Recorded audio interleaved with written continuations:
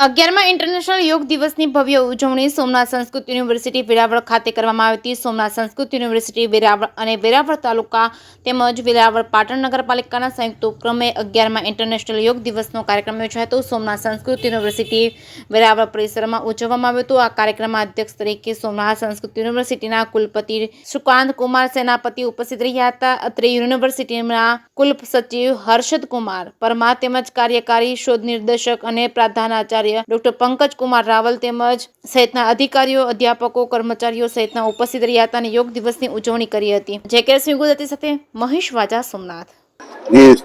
ગીર સોમનાથ જિલ્લામાં જે ડિસ્ટ્રિક્ટ લેવલનો કાર્યક્રમ છે તે સોમનાથ મહાદેવના પ્રાંગણમાં આજે યોજો।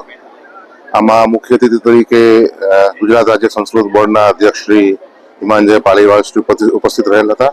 આ ઉપરાંત માન્ય ધારાસભ્ય શ્રી તાલાલા, જિલ્લા પંચાયત પ્રમુખ શ્રી, આ તમામની ઉપસ્થિતિમાં અને વરિષ્ઠ અધિકારીશ્રીઓની ઉપસ્થિતિમાં અહીંયા આપણે આ યોગ અભ્યાસ કર્યો। અહીંયા લગભગ 3,000 થી 3,500 લોકોએ આ અભ્યાસમાં પાર્ટિસિપેટ કર્યું છે।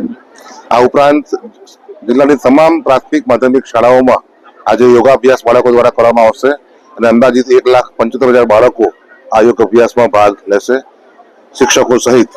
આ ઉપરાંત આપણા જે આરોગ્ય કેન્દ્રો છે, આપણા પોલીસ સ્ટેશન છે, આપણી આંગણવાડી છે, દરેક તાલુકા કક્ષાએ પણ આપણે આ યોગનો એક અલગ કાર્યક્રમ કર્યો છે।